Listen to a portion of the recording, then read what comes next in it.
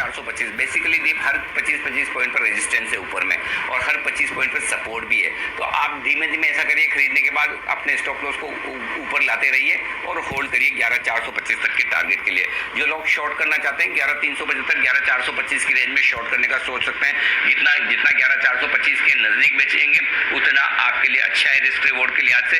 11,500 clear cut well defined stop loss, 11,325 11,300 275 250। Same वही कह रहा हूँ ना, हर 25 पॉइंट पे रुकावट है, हर 25 पॉइंट पर सपोर्ट है, ये आपके लिए। बैंक निफ्टी की फ्रेश पोजीशन अभी 22,000 का स्टॉप लॉस दे रहा हूँ। स्टॉप लॉस खुलने पर 9:08 में 22,075 का कल के लो का हो जाएगा और हो सकता है थोड़ा और ऊपर का हो जाए। कल की आपकी तेजी की पोजीशन है तो आप आज सुबह गैप मिलता है बड़ा तो प्रॉफिट बुक करिए।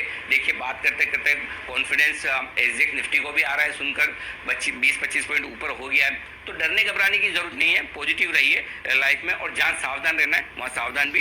तो 22,450 22,550 22,650 750 इवेंचुअली देखिए अगर मार्केट रिकवर होकर जाता है तो देखिए ये इस रिकवरी में आप 23,000 तक की बैंक निफ्टी देख सकते हैं। अगर ग्लोबल मार्केट ने सपोर्ट दे दिया और चीन पर तनाव नहीं बढ़ा तो 23,000 तो आ जाएगा।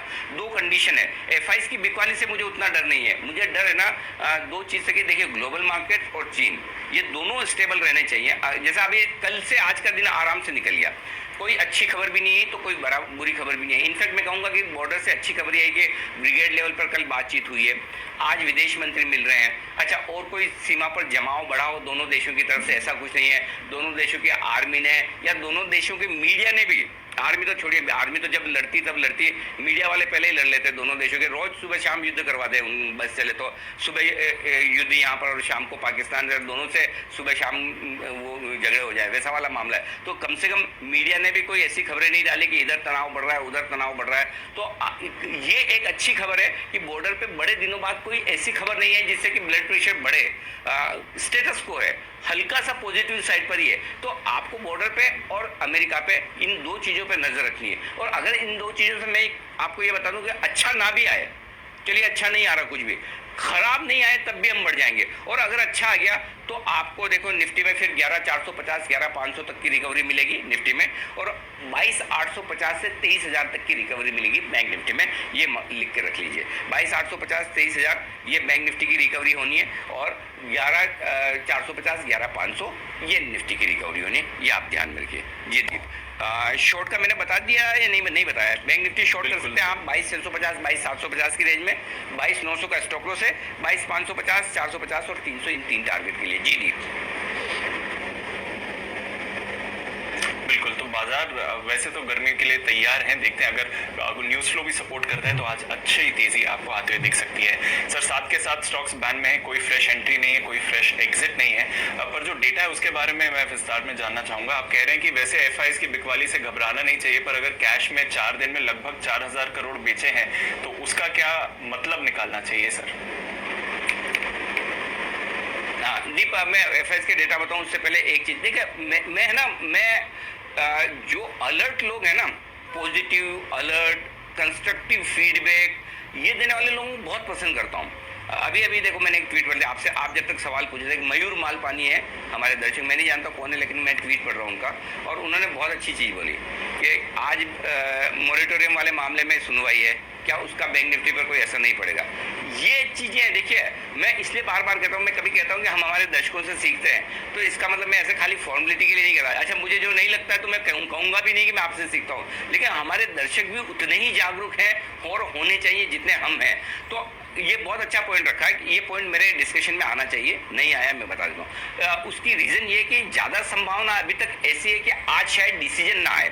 डिसीजन आएगा तो डेफिनेटली ये बैंक्स के लिए इंपॉर्टेंट होगा, और अगर डिसीजन ना भी आए, अगर सुप्रीम कोर्ट के कोई भी किसी भी तरह के ऑब्जर्वेशन अगर उस पर आते हैं तो 100% मालपानी साहब का जो ऑब्जर्वेशन है कि क्या मॉरिटोरियम वाले मामले का बैंक निफ्टी पर असर पड़ सकता है, बिल्कुल पड़ सकता है। और अगर ये मेरी कमेंट्री में नहीं आया तो ये मिस हुआ है, तो बिल्कुल आपके अलर्ट करते ही मैंने इसको शामिल कर लिया। तो 10:30 बजे से कोर्ट में सुनवाई है। अब एग्जैक्टली क्या होगा क्या नहीं होगा, वैसे संभावना कम है कि आज का आज फैसला आ जाए, लेकिन आ भी सकता है फैसला ना भी आए। लेकिन अगर सुप्रीम कोर्ट के रिमार्क्स बहुत पॉजिटिव या बहुत नेगेटिव आए तो उस पर भी थोड़ा एक्शन हो सकता है। तो ये एक चीज़ है जिस पर बिल्कुल नज़र रखनी चाहिए, ये बहुत ज़रूरी है। अब मैं आपको बता दूं डेटा के बारे में जो आप पूछ रहे हैं। डेटा के मामले में दीप ऐसा है कि एफआईज की तरफ से 960 करोड़ की बिकवाली हुई है कैश मार्केट में, लगातार चौथा दिन है, और 725 करोड़ के इंडेक्स भी बेचे हैं। तो ये इंडेक्स बेचना और इंडेक्स में लॉन्ग पोजीशन कम होना, इंडेक्स जो बेचे हैं इनमें एक तो उन्होंने शॉर्ट भी बनाई है और लॉन्ग पोजीशन जो थी वो भी कम की है, तो दोनों से नुकसान हुआ है और 725 करोड़ की बिकवाली का आंकड़ा है, तो ये आंकड़ा भी नेगेटिव है। अब 190 करोड़ के स्टॉक फ्यूचर्स हल्की सी उन्होंने शॉर्ट कवरिंग की है। 1400 करोड़ की बड़ी खरीदारी इंडेक्स ऑप्शंस में है, लेकिन मैं यहाँ पर निराश हूँ। क्यों? क्योंकि जो ज़्यादा खरीदा है उन्होंने सबसे ज़्यादा इंडेक्स में अगर कहीं ट्रेड किया है तो वो पुट ऑप्शन खरीदा है। पुट ऑप्शन खरीदना मुझे कोई पसंद नहीं आता। पुट ऑप्शन खरीदने का मतलब है कि एफआईज हेज ही कर रहे हैं, तो ये आंकड़ा भी नेगेटिव साइड पर ही है आपका जो एफआईज की तरफ से आ जाती है। अब आइए वायदा कारोबार के आंकड़े। एफआईज ने तो 4% नेट लॉन्ग घटाई है, प्रीमियम जबरदस्त है, 29 पॉइंट की प्रीमियम निफ्टी में है, बैंक निफ्टी में 70 पॉइंट की प्रीमियम। तेजी करने वाले ट्रेडर्स कमाए कैसे है? इतनी भारी प्रीमियम देकर अगर आप फ्यूचर खरीदेंगे तो बहुत मुश्किल है कमाना। 11,200 इमीडिएट सपोर्ट है, 27 लाख शेयर पुट में है जो आज की एक्सपायरी है, और 11,300 हल्की रुकावट का या यूं कहें रस्सा कशी वाला लेवल है 11,300। 17 लाख शेयर पुट में और 25 लाख शेयर कॉल्स में, उसमें से 13 लाख शेयर दीप कल जुड़े। ये इंटरेस्टिंग आंकड़ा है वायदा कारोबार में आज का सबसे ज्यादा।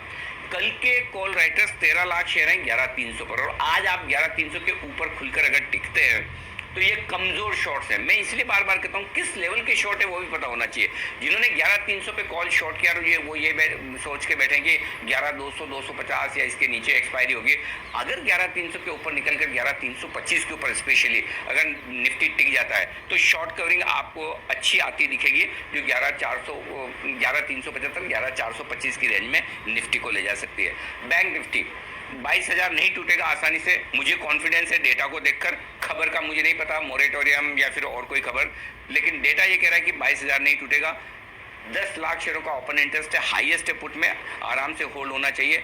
22,500 पार करने के बाद आग लगेगी। क्यों? क्योंकि 22,500 में 9 लाख शेयरों का ओपन इंटरेस्ट है कॉल्स में, और उसमें से 8 लाख शेयर कल ही जुड़े हैं। ये कमजोर शॉर्ट्स हैं नीचे के 22,500 या इसके नीचे के। अगर 22,550 के ऊपर टिक जाते हैं तो ये जो शॉर्ट कवरिंग आएगी 9 लाख शेयरों की, ये बैंक निफ्टी को 150 से 250 पॉइंट ऊपर खींच के ले जाएगी, ये मानकर चलिए। 23,000 पार नहीं होगा, ये फुल कॉन्फिडेंस रखिए। 14 लाख शेयर कॉल्स में हाईएस्ट ओपन इंटरेस्ट, तो बहुत क्लियर कट है बैंक निफ्टी की रेंज 22,000 23,000 22,500 के ऊपर आतिशबाजी, और तब तक नहीं तो फिर 22,000 22,500 की रेंज में हम ट्रेड करेंगे। जी दीप। बिल्कुल अनिल जी, तो सेटअप बढ़िया लग रहा है। देखते हैं कि आज किस तरह का एक्शन आता है आज। हेलो दोस्तों, अगर आपने अभी तक अपना डीमैट अकाउंट नहीं खोला है तो आप फ्री में आप 5 पैसे के थ्रू अपना डीमैट अकाउंट बना सकते हैं। साथ ही साथ अगर आप हमारा रेफरल कोड यूज़ करते हो तो आपका ब्रोकरेज चार्जेस भी 0 लगेगी। और रेफरल कोड के लिए आप डिस्क्रिप्शन में जा सकते हो, वहाँ पर आपको रेफरल कोड भी मिल जाएगा और 5 पैसा का लिंक भी। चलिए दोस्तों, अभी ज्वाइन कीजिए।